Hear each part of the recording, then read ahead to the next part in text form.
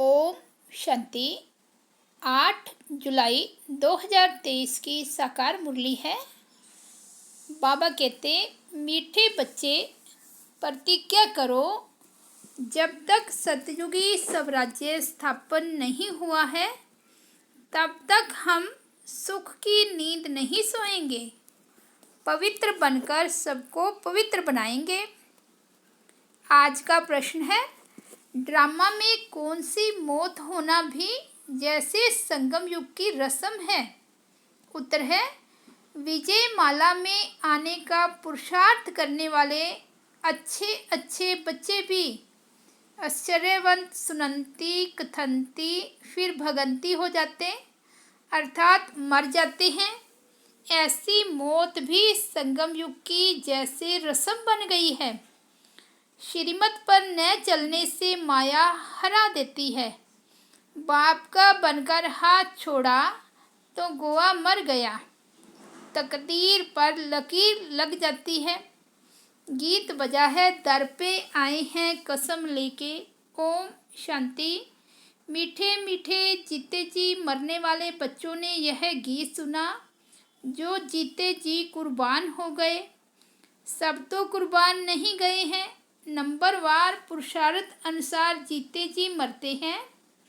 जब कोई गोद में लेते हैं या अडॉप्ट करते हैं तो एक परिवार को छोड़कर दूसरे परिवार का बनते हैं। बच्चे जानते हैं हम आश्रय परिवार से मरकर अभी ईश्वरीय परिवार के बने हैं। ईश्वर ने आकर गोद में लिया है। अज्ञान काल में कोई ईश्वर की गोद नहीं लेते हैं, धर्म के गुरु की गोद ले लेते हैं।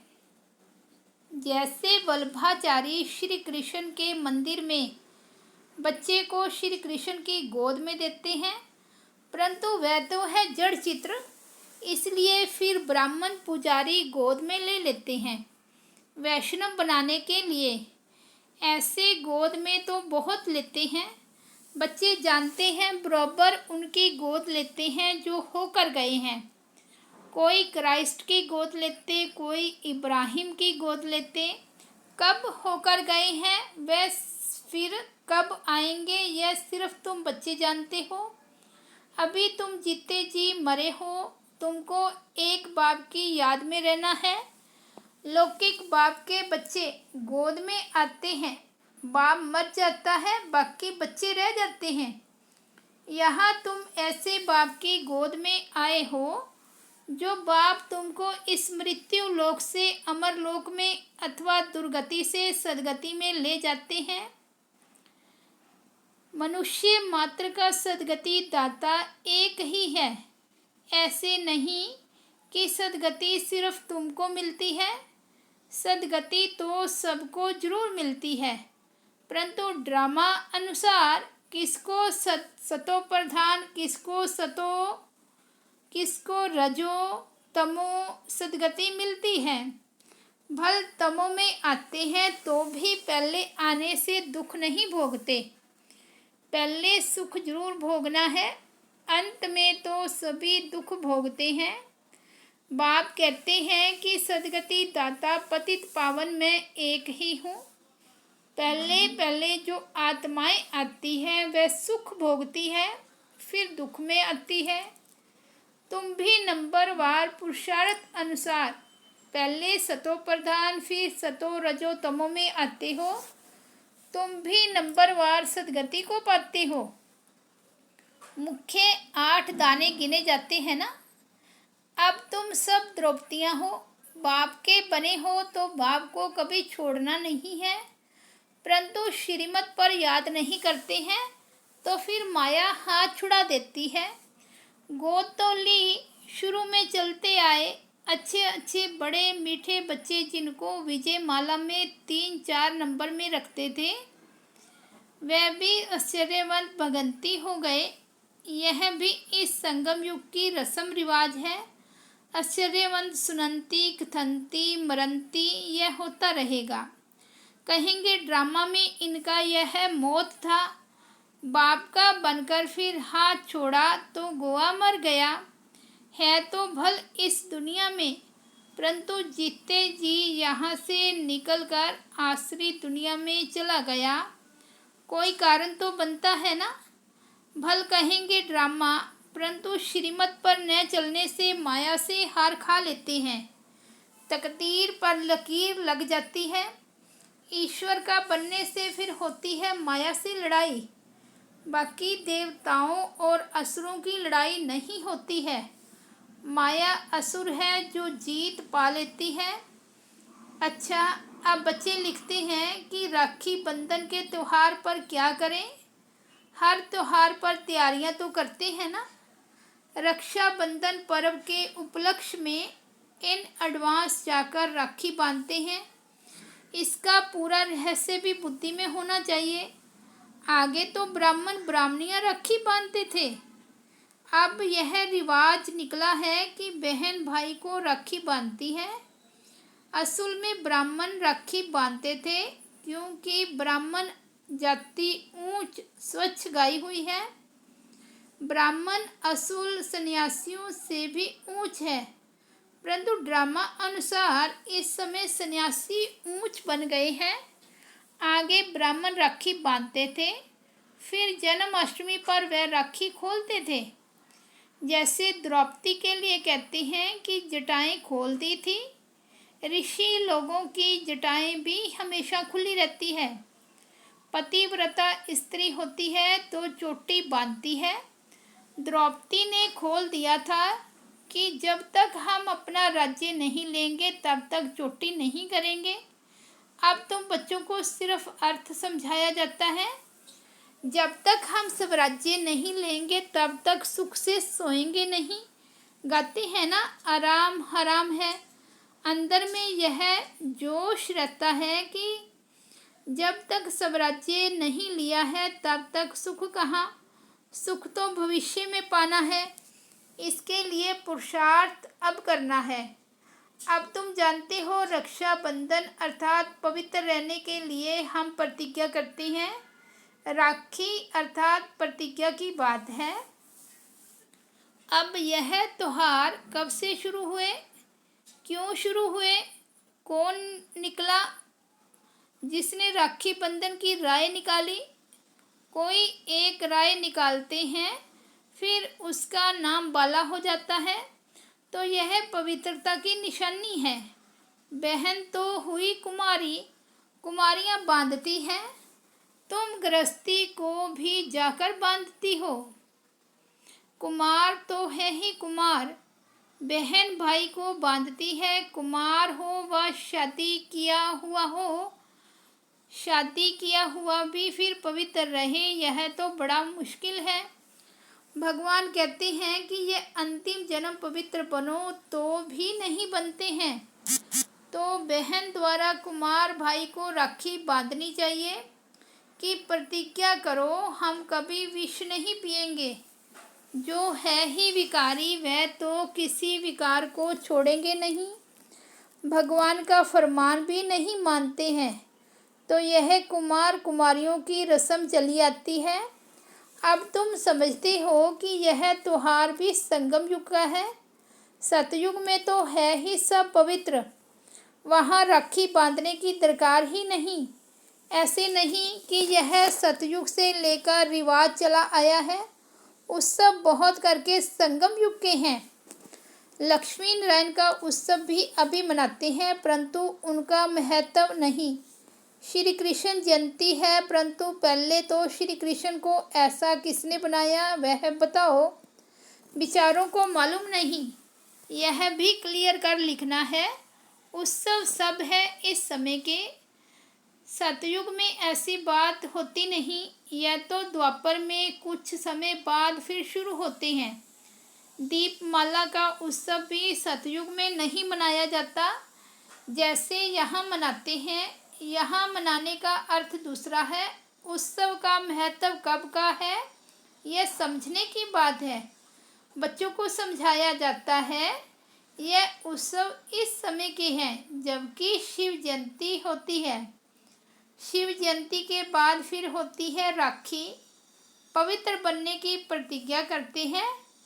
कि यह अंतिम जन्म हम पवित्र बनेंगे भारत को अथवा विश्व को पवित्र बनाने के लिए।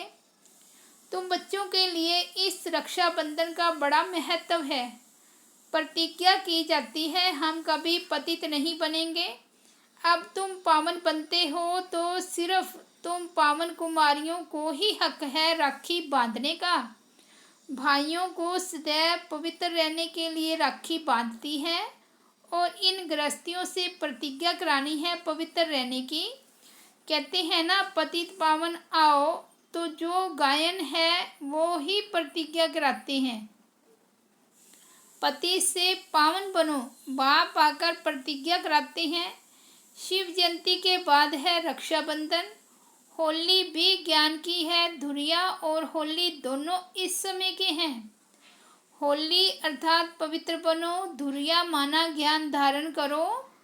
वे फिर पत्थर, ढिक्कर, गोबर आदि आदि बनाकर क्या क्या करते हैं, तो पतित पावन बाप ही आकर बच्चों को समझाते हैं। जो जीते जी मरते हैं उनमें भी मौतेले और सौतेले होते हैं। मौतेले का हिसाब किताब जरूर बाप के पास होगा। बाप जरूर बच्चे की सब कारोबार, मलकियत आदि को जानते होंगे। मौतेले वे हैं जिनका बाप से पूरा लव रहता है। मौतेले भी नंबरवार हैं तो सौतेले भी नंबरवार हैं। कोई सपूत कोई कपूत तो होते ही हैं। शिव जयंती भी संगम युग पर होती है। संगम को भी टाइम देना चाहिए। जैसे लीप मास कहते हैं, फिर लीप सेंचुरी 100 वर्ष की, यह बहुत ऊंची है। लीप सदी 20वीं सदी कहते हैं ना, इनमें भी यह सदी जिनमें बाप आते हैं इसको संगम सेंचुरी कहेंगे। उथल पुथल होने में टाइम लगता है। दीपमाला भी यहाँ की है। तुम बच्चे जानते हो शिव जयंती के बाद फिर है पवित्रता की बात। शुरू से लेकर पवित्रता पर झगड़ा चला आया है। पवित्रता के साथ ज्ञान और योग की होली धुरिया साथ साथ है। बाप की याद भी अच्छी रीति चाहिए। ज्ञान का धुरिया भी चलता रहता है। ज्ञान बरसात तुम पर होती ही रहेगी। पवित्रता पर ही झगड़ा चलता है। सब कहते हैं कि यह कौन आया है जो कहते हैं घर गृहस्थ में रहते पवित्र रहकर दिखाओ। सन्यासी तो खुद घर बार छोड़ जाते हैं। गोपी चंद राजा की कहानी है। उससे पूछा गया तुमने राज्य भाग्य क्यों छोड़ा? बोला प्रभु मिलन के लिए छोड़ा है। इस पर गीत भी अच्छे अच्छे गाते हैं। यहाँ तो गृहस्थवार में रहकर पवित्र रहना है। पवित्रता पर ही सारी खिटपिट होती है। अब रक्षाबंधन है पवित्र बनने बनाने का यादगार पर्व। यहाँ देखो छोटे छोटे बच्चों को भी साक्षात्कार होते हैं। अब छोटे बच्चे ने क्या भक्ति की, बाबा ने झट सबको साक्षात्कार करा दिया तो समझते हैं जादू है। इसको कहा जाता है शिव बाबा के चरित्र। बैठे बैठे गुम हो जाते थे, यह भी ड्रामा ही कहेंगे। एक दो को देखा और ध्यान में चले गए।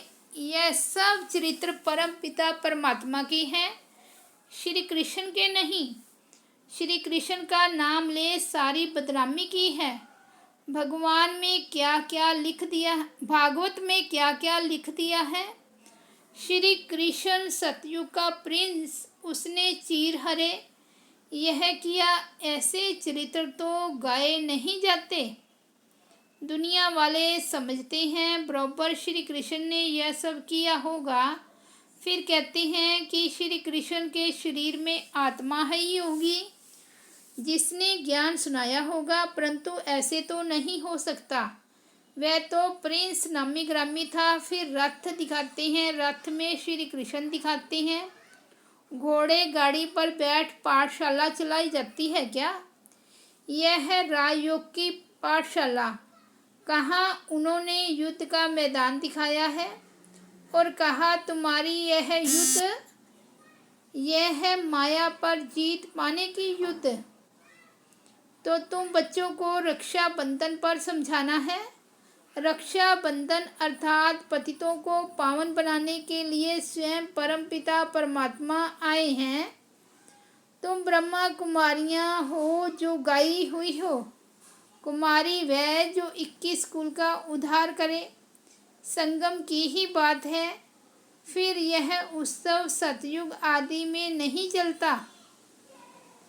राखी बंधन के बाद फिर है श्री कृष्ण जयंती, क्योंकि सतयुग में पहला नंबर जन्म है श्री कृष्ण का। उनकी भी राजधानी है। वह इस समय प्रतिज्ञा करते हैं कि श्री कृष्ण के कुल में जाने के लिए यह राजयोग है। तुम नर से नारायण बनते हो। लक्ष्मी नारायण की जीवन कहानी है नहीं, बाप ने समझाया है। राधे कृष्ण सो लक्ष्मी नारायण की जीवन कहानी। श्री कृष्ण का जन्मदिन मनाते हैं। अच्छा, नारायण जयंती कहाँ? कारण होगा ना, न समझने कारण सारा खेल ही मुझा दिया है। महत्व सारा यहाँ का है। ऐसे भी मत समझो कि दीपमाला कोई सतयुग से शुरू होती है। सतयुग में तो है ही पवित्र दुनिया, सभी की आत्माएं जगी हुई है। उत्सव सब इस समय के हैं। अभी तुम सबकी बायोग्राफी को जानते हो। शिव बाबा स्वयं आकार के बच्चों को कहते हैं कि अब पवित्र बनो, तुम आत्माएं मैली हो गई हो। सन्यासी तो कहते हैं आत्मा निर्लेप है, इसलिए बहुत लोग कह देते हैं अंडा मछली आदि खाने से कोई हर्जा नहीं है। सबकी अपनी अपनी रस्म रिवाज है। आगे काली पर मनुष्यों की बलि चढ़ाते थे। शिव को तो काला नहीं कहेंगे, न शंकर को कहेंगे। हाँ, ब्रह्मा और विष्णु के 2 रूप गोरे से काले बनाते हैं। यह सब बाप बैठ समझाते हैं। अच्छा, मीठे मीठे सिकीलते बच्चों प्रति माता पिता बाप दादा का याद प्यार और गुड मॉर्निंग। रूहानी बाप की रूहानी बच्चों को नमस्ते। हम रूहानी बच्चों की रूहानी बाप दादा को याद प्यार गुड मॉर्निंग और नमस्ते।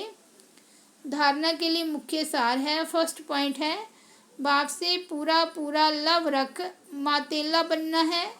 अपना पूरा समाचार बाप को देना है, कभी भी कपूत नहीं बनना है। सेकंड पॉइंट है, रक्षाबंधन का यथार्थ रहस्य बुद्धि में रख, पवित्र जरूर बनना है। माया से कभी हार नहीं खानी है। पवित्रता के बल से स्वराज्य लेने की प्रतिज्ञा करनी है। आज का वरदान है, सदा मिलन के झूले में झूलने वाले तत्त्वम के वरदानी बाप समान भव।